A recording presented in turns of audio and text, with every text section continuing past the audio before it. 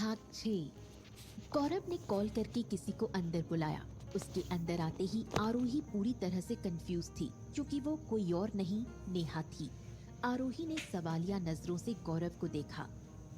Actually Neha Rajveer को पसंद करती है, तो हमारा प्लान ये है कि जब तुम बाहर निकलोगी तुम्हारी जगह नेहा ले लेगी, क्योंकि आज अगर शादी नहीं हुई तो राजवीर सबको बर्बाद कर देगा, और यहाँ सब जानते हैं राजवीर अपने स्टेटस से कितना प्यार करता है। गौरव सबको समझाते हुए आरोही के पास आकर बोला, तुम टेंशन मत लो। लेकिन गौरव के अंदर भी राजवीर के अगेंस्ट जाने का डर था। आरोही को छोड़ तीनों बाहर निकल आए और तीनों एक दूसरे को इशारों इशारों में शाबाशी देने लगे। तो हमारा प्लान एग्जीक्यूट करने का टाइम हो चुका है। इतना कहते हुए नेहा रूम के अंदर चली गई और उन दोनों ने भी प्लान के अकॉर्डिंग अपनी पोजीशन ले ली। सब शादी के लिए तैयार होने लगे, लेकिन वहाँ मौजूद सभी के दिलों में चिंता थी। सबको ये डर था कि आज कुछ गड़बड़ ना हो। आज कहीं न कहीं एक डर राजवीर के अंदर भी था, जिसे वो भी महसूस कर रहा था। शादी के सारे विधि विधान शुरू हो चुके थे। थोड़ी देर में पंडित जी ने दुल्हा दुल्हन को लाने के लिए कहा।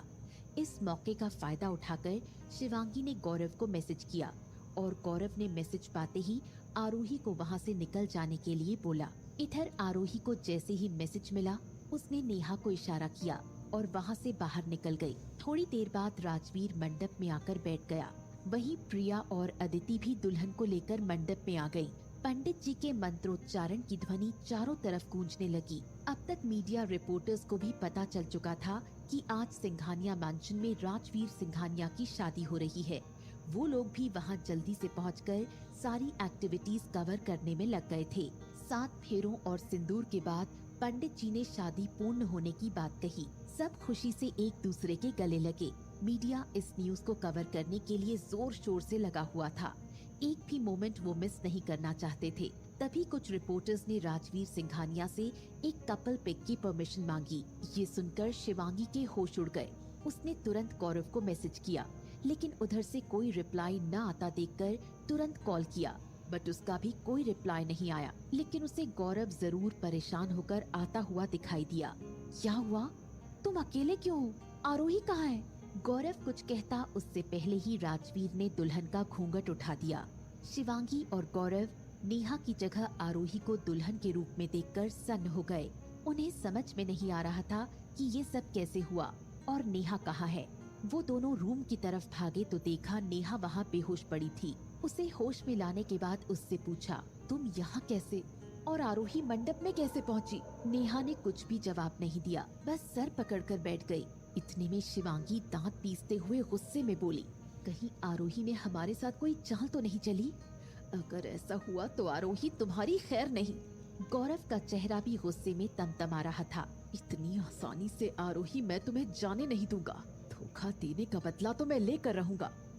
उधर वो तीनों अपनी हार को बर्दाश्त नहीं कर पा रहे थे और उधर राजवीर और आरोही की कपल पिक लेने के बाद मीडिया वाले उन्हें बधाइयां देकर चले गए और कल की सबसे हॉट न्यूज हेडलाइंस बनाने की तैयारी करने लगे। शादी संपन्न हो जाने के बाद दोनों ने घर के बड़ों का आशीर्वाद लिया। बेटी आरोही, आज मुझे तुम पर बहुत गर्व हो रहा है। शायद अपनी सगी बेटी होती तो भी एक कदम ना उठाती। ये कहकर मिस्टर व्यास ने आरोही को गले लगा लिया और शादी की कुछ रस्मों के बाद मिसेस सिंघानिया आरोही को राजवीर के रूम में ले गई और उसे बैठाते हुए बोली, आज से इस कमरे पर तुम्हारा भी उतना ही हक है जितना राजवीर का है। अब तुम आराम करो, कल सुबह हम बाकी की रस्मों को पूरा करेंगे। आरोही ने भी हाँ में सिर हिला दिया। तब तक राजवीर भी अपने रूम में आ चुका था। उसे आता देख मिसेस सिंघानिया जाने को हुई और राजवीर के पास आकर उसके कंधे पर हाथ रखकर बोली, आज मैं तुमसे बहुत खुश हूँ, ऑल द बेस्ट, कहते हुए बाहर निकल गई। इधर वो तीनों गौरव, नेहा, शिवांगी आगे की प्लानिंग करने लगे। उधर राजवीर कुछ कहने के लिए आरोही के पास जैसे ही जाता है, डोंट टच मी, दूर रहो मुझसे। तुमने जबरदस्ती शादी कर ली, लेकिन अभी भी मैं गौरव को पसंद करती हूँ। इतना सुनते ही राजवीर गुस्से से तिलमिला उठता है। आज के बाद तुम्हारी जुबान पर उसका नाम नहीं आना चाहिए, कहते हुए उसे जबरदस्ती किस करता है, जिसकी वजह से आरोही के होंठ कट जाते हैं और वहाँ से हल्का ब्लड निकलने लगता है। इस बात का एहसास जब राजवीर को होता है, उसकी पकड़ ढीली पड़ जाती है। तभी इस मौके का फायदा उठाकर आरोही उसके मुंह पर एक जोरदार पंच देती है। वो पंच इतना जोर से लगता है कि राजवीर के मुंह से आह निकल जाती है और उसके मुंह से भी ब्लड निकलने लगता है। इस पंच की वजह से राजवीर गुस्से से फट पड़ता है और आरोही के ऊपर झपटते हुए उसका गला पकड़कर ऊपर उठा देता है। इतने में आरोही की सांसें जब अटकने लगती हैं, तब राजवीर उसे जमीन पर पटकते हुए रूम से बाहर निकल जाता है। आरोही बर्फ सी जमी हुई फर्श पर पड़ी रहती है और उसकी आंखों से आंसू लगातार बहने लगते हैं। कुछ देर ऐसे ही पड़े रहने के बाद आरोही खुद को समेटकर वहीं फर्श पर सो जाती है। सुबह जब दोनों तैयार होकर कमरे से बाहर निकलते हैं तो सब घर वाले उन्हें देखकर हंसते हुए लोटपोट हो जाते हैं। आज की सुबह भी पिछली सुबह ही जितनी लोगों को अचंभे में डाल रही थी, लेकिन आज लोग कुछ ज्यादा ही हैरान थे। सभी चैनलों की न्यूज हेडलाइंस एक ही न्यूज से भरी हुई थी। वो थी राजवीर सिंघानिया और आरोही व्यास की शादी। सब फिर से इस सोच में पड़ गए कि एंगेजमेंट तक तो ठीक थी, लेकिन ये अचानक शादी। सभी के पास ढेरों सवाल थे, लेकिन जवाब किसी के पास नहीं, और ना ही मीडिया वाले इस जवाब को ढूंढने में सफल हो पाए। इस न्यूज को ऑनलाइन पोर्टल पर मिलियंस व्यूज मिल चुके थे, जिसकी वजह से अब तक की ये फिर से टॉप ट्रेंडिंग न्यूज बन चुकी थी। यहाँ तक कि सबसे ज्यादा सर्च की जाने वाली न्यूज भी थी। दूसरी तरफ सिंघानिया मैंशन में भी काफी खुशनुमा माहौल बना हुआ था। सब डाइनिंग टेबल पर ब्रेकफास्ट करने बैठे ही थे कि आरोही के होठों की चोट देखकर मिसेस सिंघानिया घबरा गईं और पूछने पर, माँ वो नई जगह है ना, तो बाथरूम में लग गई। बेटा ख्याल रखा करो अपना, और आओ नाश्ता कर लो। मिसेस सिंघानिया इतना कहते हुए जैसे ही बैठने लगती हैं, उनकी नजर राजवीर पर पड़ती है। उसे देखते ही वो आश्चर्य से पूछती हैं, आज तुम्हें भी बाथरूम में चोट लग गई? तुम्हारे लिए तो ये जगह पुरानी है ना? इतना सुनते ही घर के सभी लोग पेट पकड़कर हंसने लगे। राजवीर इन सब बातों से अनजान, उसे समझ में नहीं आता कि क्या हो रहा है। तभी उसकी नजर आरोही पर पड़ती है और तब वो अपनी माँ की बातों पर ध्यान देता है। तब उसे सारा मैटर समझ में आता है। मुझे ऑफिस में काम है, ब्रेकफास्ट भी मैं ऑफिस में कर लूंगा। इतना कहते हुए राजवीर चला जाता है। उसके जाते ही पीछे से सब फिर से हंसने लगते हैं। इधर सिंघानिया ग्रुप ऑफ इंडस्ट्रीज के बाहर मीडिया का एक बार फिर से जमावड़ा लग चुका था, लेकिन आज वो खुद से नहीं आए थे, बल्कि बुलाए गए थे। सिंघानिया ग्रुप ऑफ इंडस्ट्रीज और व्यास एंटरप्राइजेस के बीच एक पार्टनरशिप की डील होने जा रही थी, जिसमें राजवीर सिंघानिया पूरे 100 करोड़ की इन्वेस्टमेंट करने जा रहे थे, जो आज की फिर से टॉप न्यूज होने जा रही थी। इतना सुनते ही सब लोगों के बीच ये आशंका जताई जाने लगी कि कहीं ये शादी भी उस डील का ही पार्ट तो नहीं। तभी एक रिपोर्टर के पास एक कॉल किया जाने से ये बात कंफर्म हो गई कि ये शादी भी इस डील का पार्ट है। ये न्यूज मिलते ही मीडिया वाले बातों पर ज्यादा मसाला लगाकर उन्हें परोसने में लग गए। इधर शिवांगी, गौरव, नेहा अपनी इस जीत के लिए जश्न मनाने लगे। अब इस मुसीबत से कैसे बाहर निकलोगे राजवीर सिंघानिया, क्योंकि मीडिया को न्यूज देने वाले यही लोग थे। उधर राजवीर सब बातों से बेफिक्र, चेहरे पर मुस्कान लिए हुए बस न्यूज हेडलाइंस को ध्यान से देख रहा था। वहीं उसके सामने सेक्रेटरी नमिता और असिस्टेंट माधव माथे से पसीना पोंछ रहे थे। उन्हें मीडिया के दिखाए जाने वाले न्यूज के लिए डर नहीं था, उन्हें तो डर इस बात का था जिसने ये गलत अफवाह फैलाई है उसका क्या हाल होगा, क्योंकि वो राजवीर सिंघानिया के जहर वाली मुस्कान को सामने से देख रहे थे। वो दोनों अंदाजा लगा पा रहे थे कि कितना बड़ा तूफान आने वाला है। अब तक मिस्टर व्यास भी आ चुके थे, लेकिन इस न्यूज का असर उनके चेहरे पर साफ दिखाई दे रहा था। तभी राजवीर ने इस डील के प्रोसेस को स्टार्ट करने के लिए असिस्टेंट माधव को इशारा किया। वो लोग कॉन्फ्रेंस रूम की तरफ बढ़ जाते हैं, जहां पहले से मीडिया मौजूद थी। वहां पहुंचते ही वो लोग मीडिया के अजीबोगरीब सवालों से घिर जाते हैं, जिसमें उनका पहला सवाल यही था कि इस डील की वजह से राजवीर सिंघानिया ने इतनी जल्दी शादी की, कहीं ये शादी भी उनकी डील का ही पार्ट तो नहीं। तभी असिस्टेंट माधव सबको शांत कराते हुए बोला, आप लोगों के सारे सवालों का जवाब ये डील साइन होने के बाद मिल जाएगा। राजवीर सिंघानिया ने मीडिया को संबोधित किया, आप लोग हमारी शादी में कल मौजूद थे, उसके लिए आप लोगों का तहे दिल से शुक्रिया। मिस्टर व्यास के साथ अपनी इस पार्टनरशिप के प्रोसीजर को स्टार्ट करने से पहले मैं अपनी बीवी को एक मुंह दिखाई में गिफ्ट देना चाहता हूँ। सॉरी, मैं अभी तक देना भूल गया। इतना कहते हुए राजवीर गेट की तरफ इशारा करता है, जहाँ से सबने देखा कि आरोही चली आ रही है और वो आकर राजवीर के पास खड़ी हो जाती है।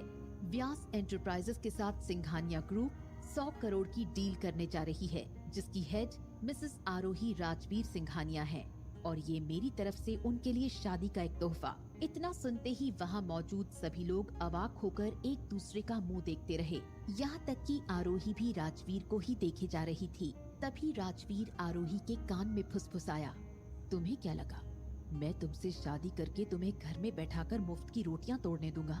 एक्चुअली मिसेस, पेट भरने के लिए कमाना पड़ता है। इस अनाउंसमेंट से मीडिया के साथ साथ बाकी सभी लोगों को उनके सवालों के जवाब मिल चुके थे कि ये शादी कोई डील नहीं, क्योंकि उन्हें ये भी पता था राजवीर सिंघानिया किसी के नाम 100 करोड़ इतनी आसानी से नहीं कर सकता। थोड़ी ही देर में न्यूज चैनल की न्यूज भी बदल गई। जहां पहले उनकी शादी पर एक डील का टैग लगा हुआ था, अब उसे हटाकर लव मैरिज का टैग लग गया और सबको समझ में आने लगा कि जरूर ये शादी इन दोनों की लव मैरिज है। अब जहां व्यास एंटरप्राइजेस की कंडीशन थोड़ी स्टेबल हुई थी, वहीं राजवीर सिंघानिया की इस डील से सिंघानिया ग्रुप ऑफ इंडस्ट्रीज के शेयर्स आसमान छूने लगे थे। उधर वो तीनों फिर से अपनी हार पर तिलमिला उठे। उन्हें ये समझ में नहीं आ रहा था आखिर चल क्या रहा है। अब तो उन्हें राजवीर पर भी शक होने लगा था। उनके पास बहुत सवाल थे, जैसे कि राजवीर ने शादी के लिए शर्त क्यों रखी, आरोही मंडप कैसे पहुंची, इतनी बड़ी डील राजवीर ने आरोही के नाम क्यों की। लेकिन जवाब किसी के पास नहीं था। अब सिंघानिया ग्रुप में खुशी का माहौल था। मिस्टर सिंघानिया राजवीर को गले लगाते हुए बोले, I am proud of you my son, आज तुमने सब ठीक कर दिया।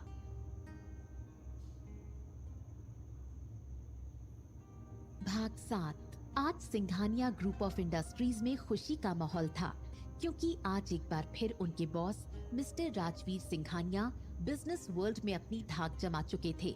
साथ ही साथ दूसरी कंपनियों के लिए ये खुशी की बात नहीं थी, क्योंकि अब उन्हें अपनी कंपनी की कंडीशन खतरे में दिखाई देने लगी। अब सब इसी होड़ में लग चुके थे कि उनका और सिंघानिया ग्रुप का तालमेल बना रहे। अपने मैंशन में मिसेस सिंघानिया नौकरों से डिनर में सब कुछ स्पेशल बनाने को बोल रही थी। तभी दादी माँ बीच में रोकते हुए बोल पड़ी, अरे थोड़ा सांस भी ले लो, जब से न्यूज देखी है तब से पैर जमीन पर नहीं पड़ रहे हैं, थोड़ा आराम भी कर लो। दादी माँ इतना बोल ही रही थी, तभी उनकी नजर शिवांगी, नेहा और गौरव पर पड़ी, जो घर के अंदर ही आ रहे थे। अच्छा हुआ तुम लोग भी आ गए, लेकिन मैं तो तुम लोगों से नाराज हूँ।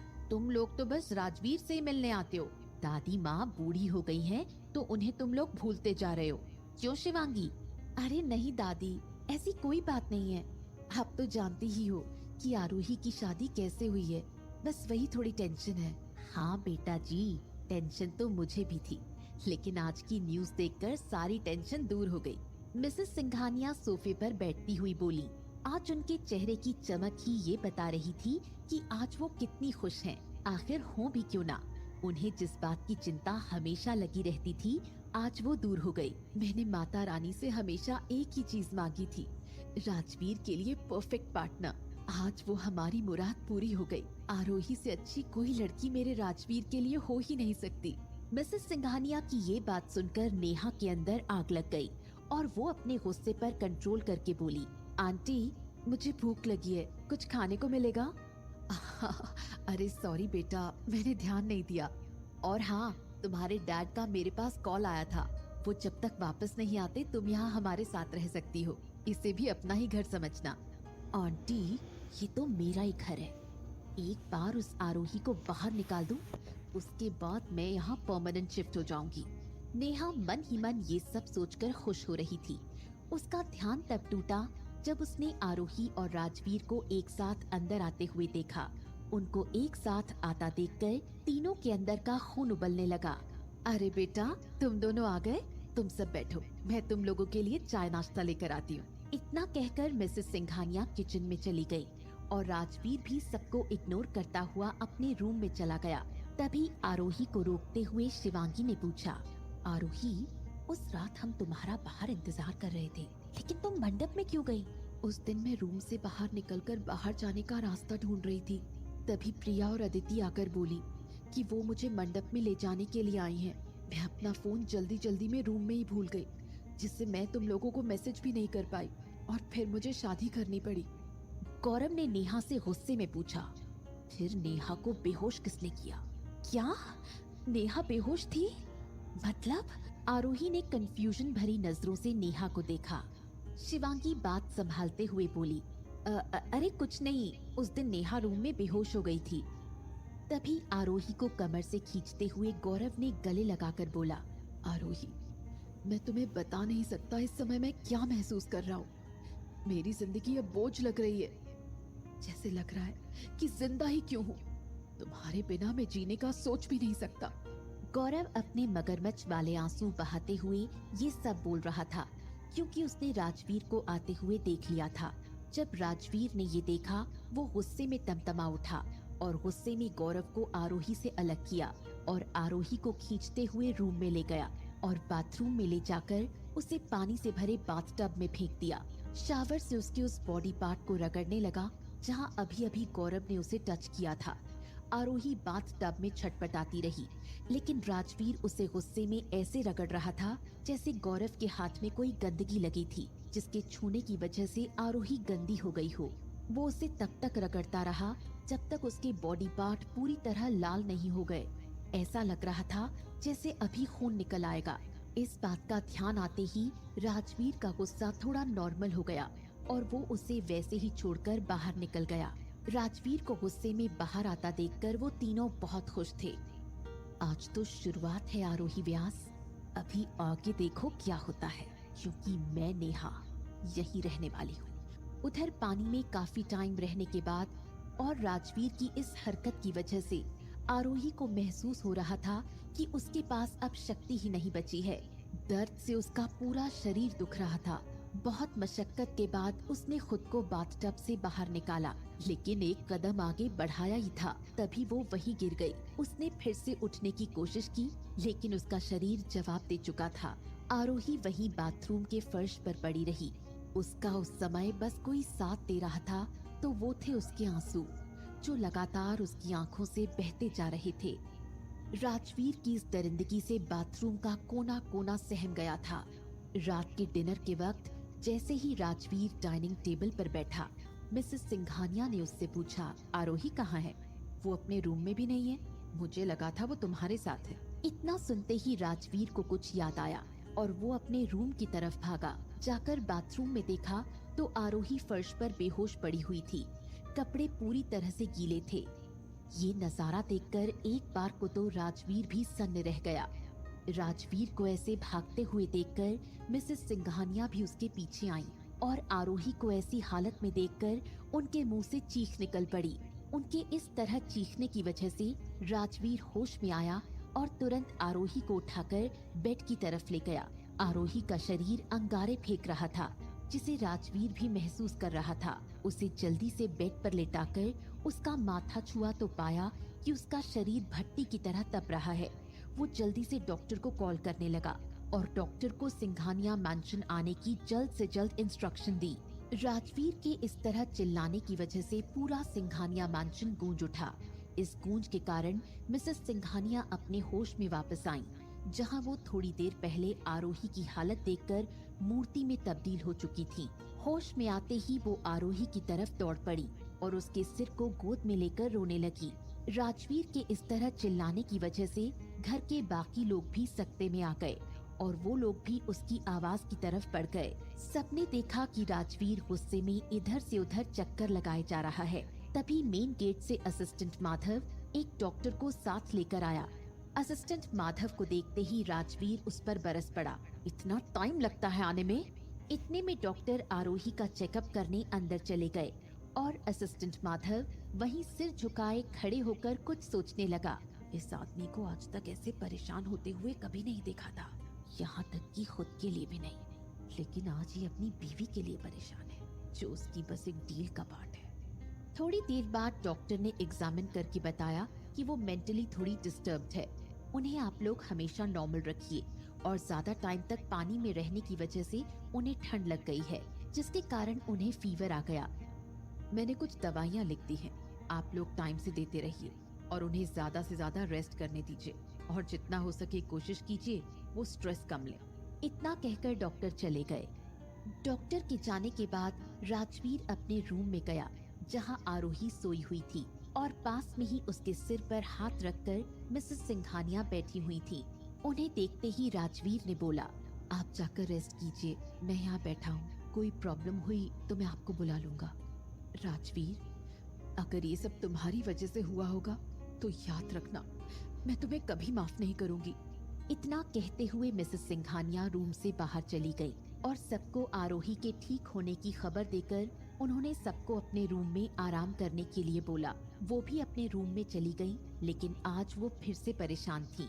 इधर राजवीर को अपने ऊपर काफी शर्मिंदगी महसूस हो रही थी कि वो ऐसा कैसे कर सकता है। ये सब सोचते हुए वो आरोही के पास बैठा रहा और उसे पता ही नहीं चला कब वो वहीं बैठे बैठे सो गया। अगली सुबह जब आरोही की नींद खुली तो उसने देखा उसके पास राजवीर बैठे बैठे ही सो रहा है। एक बार को आरोही को उसे ऐसे देखकर बहुत हैरानी हुई। फिर थोड़ी देर बाद उठने के लिए जैसे ही वो हिली, राजवीर की भी नींद खुल गई। वो उठते ही तुरंत बोला, तुम ठीक तो हो? तुम्हें कुछ चाहिए?